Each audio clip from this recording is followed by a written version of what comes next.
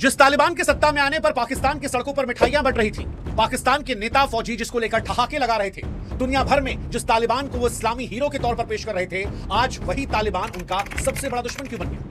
क्या वजह है कि अफगानिस्तान और पाकिस्तान के बीच में आज जंग छिड़ी हुई है? दुश्मन जो होता है, जो सांप होता है, सांप से दोस्ती करके कुछ मिलना नहीं होता है। वो सांप तो सांप ही है ना, वो तो डसता ही है। कंधार का इस्तेमाल हुआ था ना। मैंने कहा तालिबानी जो होते हैं वो कभी भी किसी के लिए फायदेमंद नहीं हो सकते, क्योंकि तालिबानी सोच है ही नहीं उनकी सोच। देश में किसने बुलाया? मैं आपसे पूछता हूं, मेरा जवाब दीजिए। सरकार किसकी है? सरकार किसकी है? नहीं, मोदी जी ने ठीक किया या खराब किया, बात नहीं है। देश में सरकार किसकी है? मैं आपसे पूछना चाहता हूं। मैं तो इतनी बड़ी बात नहीं, ठीक है, बोलिए मोदी जी ने ठीक किया। मैंने तो बोला मोदी जी ने ठीक किया, तालिबानियों को बुला। और वो बहुत क्रूर है, वो आतंकवादी देश है। आपने पहले बोला कि उनको जिस तरह संयुक्त राष्ट्र सुरक्षा परिषद ने उसको आतंकवादी संगठन घोषित किया हुआ है, जिनको आतंकवादी संगठन ऑलरेडी घोषित किया, उनसे क्या दोस्ती करेंगे आप? विपक्षी नेता लगातार ये बात कह रहे हैं कि ये वही तालिबान है जिसे क्रूर कहा गया, दहशतगर्द कहा गया, आतंकवाद तक कहा गया। आज वही तालिबान का भारत में भव्य स्वागत किया जा रहा है, हाथ मिलाए जा रहे हैं, गले लगाए जा रहा है, दोस्ती बढ़ाई जा रही है। वही तालिबानी विदेश मंत्री आमिर खान मुत्तकी भारत आए तो वो देवबंद मदरसे भी गए। वो अफगान और पाकिस्तान जो एक कुरानी कसम खा रहे थे, जो दो इस्लामी भाई बनकर रोटी और बेटी का रिश्ता निभा रहे थे,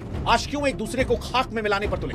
ऐसा क्या हो गया कि बॉर्डर पर रिश्ते इतने खराब हो गए कि एक दूसरे को ये मरने मारने पर उतारू हो गए? आखिर क्या ऐसी वजह हुई कि आज अफगानियों को पाकिस्तानियों से नफरत है, चाहे क्रिकेट का मैदान हो या फिर सरहद से लगती जमीन? क्या अंतर है तालिबान और तहरीके तालिबान में? क्या था वो ब्रिटिश राज में सरहदों को लेकर बांटा गया जहर, जो आज जैसे हिंदुस्तान और पाकिस्तान और कश्मीर पर लड़ा रहा है, वैसे ही पाकिस्तान और अफगानिस्तान को लड़वा रहा है? क्या अंग्रेजों का बंटवारा आज इन दोनों को जानी दुश्मन बना चुका है? एक तरफ उत्तर प्रदेश पुलिस पूरे सम्मान के साथ तालिबान के विदेश मंत्री को देवबंद पहुंचा रही है, मगर दूसरी तरफ भारतीय जनता पार्टी तालिबान के नाम पर अपने ही देश के मुसलमानों पर प्रहार करती है, राजनीति करती है। कहने का अर्थ साफ है, अंदरूनी राजनीति के लिए इन लोगों ने विदेश नीति की धज्जियां उड़ा रखी हैं, धज्जियां उड़ा रखी हैं। और फिर बाद में वो हिंदी में कहावत है, थूक कर चाटना, मैं ये नहीं कह रहा हूं, यहां लागू होती है। तालिबान का विरोध करते हैं, फिर उसी तालिबान को पुलिस से गॉर्ड ऑफ ऑनर दिलवाते हैं। चीन का विरोध करते हैं, फिर लपक कर उसी चीन से दोस्ती करने उतर पड़ते हैं।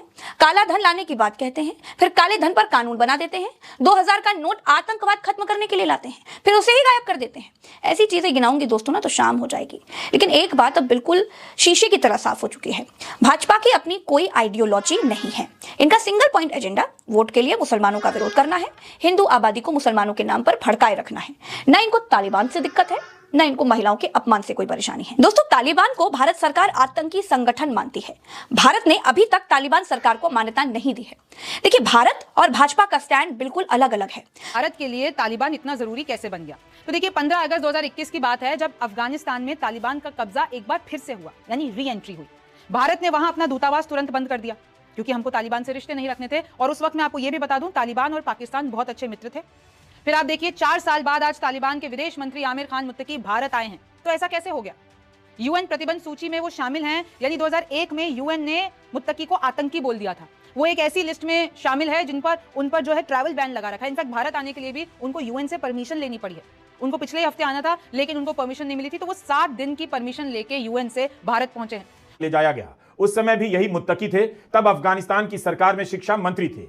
इसी हाईजैक से रिहा हुआ मसूद अजहर, जिसने भारत में आतंकी हमलों की साजिश रची, उसी मुत्तकी का दिल्ली और देवबंद में स्वागत हो रहा है। यूपी पुलिस ने गार्ड ऑफ ऑनर देने का प्लान किया, लेकिन भीड़ के कारण रद्द करना पड़ा। यह बात ऑन रिकॉर्ड रहनी चाहिए कि जिस तालिबान को आतंकवादी कहते थे, जिसका नाम लेकर भारत के मुसलमानों के खिलाफ नफरत फैलाई गई, उस तालिबान का स्वागत हुआ, तो कम से कम सरकार को बताना चाहिए यह बदलाव क्यों हो गया। इसलिए आप जी हाँ दोस्तों, जैसे कि आपने इस वीडियो को मुलाहिजा किया है, जो मुकम्मल वीडियो हम आपके साथ शेयर करने वाले हैं। दोस्तों, एक वक्त था जब पूरे भारत से अफगान तालिबान को दहशतगर्द और नमक हराम करार दिया जाता था।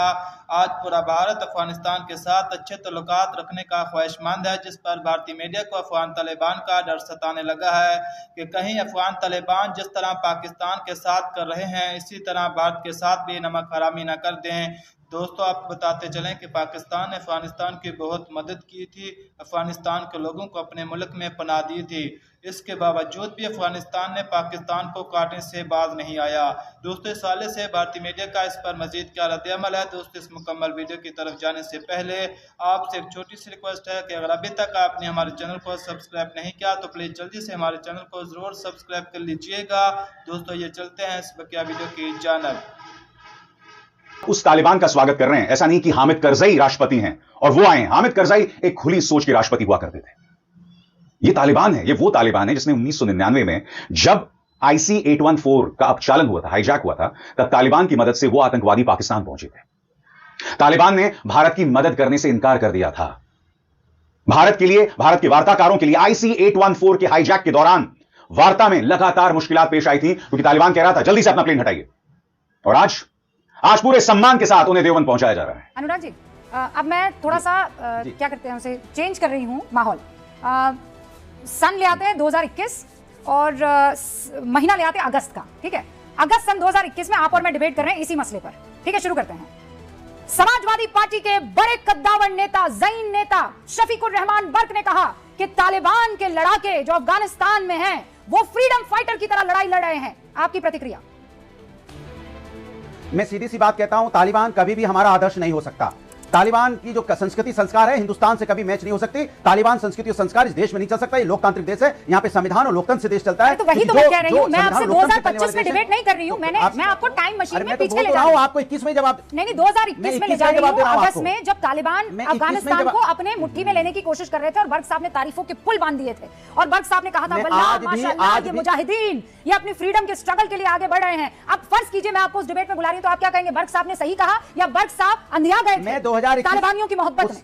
उस समय भी आपको याद होगा या नहीं याद होगा, उसमें डिबेट हुई थी इस पे और हमने बोला था तालिबान संस्कृति कभी हिंदुस्तानी संस्कृति से मैच नहीं कर सकती। तालिबान संस्कृति कभी हिंदुस्तानी संस्कृति के साथ नहीं हो सकती, क्योंकि हम एक लोकतांत्रिक देश है। तब भी बोला था मैंने, तब भी बोला था। और भक्त साहब ने भी बोला था कि मेरे भक्त साहब ने भी बोला था मेरे वाक्य को तोड़ मोड़ के पेश किया गया। उन्होंने भी बोला था, आपको शायद याद होगा, नहीं होगा, फ्रीडम स्ट्रगलर बोला उन्होंने। अब इसमें आप चला दीजिए ना बाइट उनकी। अरे उनकी बाइट चला दीजिए ना रूबिका जी, मैं तो चैलेंज करता हूं, उनकी बाइट चलाइए ना आप। उनकी बाइट 2021 की डिबेट करते चलिए, हम आप ये मानते हैं ना, मैं 2021 चलाइए। उसके बाद उन्होंने जो बोला तो वो भी चलाइएगा। नहीं सब चला देंगे भैया, आप बेफिक्र हो जाइए। यहाँ सब चलेगा, यहाँ सब चलेगा और जो जनता चाहती है वैसे ही चलेगा। आपके हिसाब किताब से नहीं चलेगा, समझ गया? और जाकर आप गूगल कर लीजिए शफीकुर रहमान बर्क ने क्या कहा, मिल जाएगा। यहाँ मुझे मेहनत करने की जरूरत नहीं है।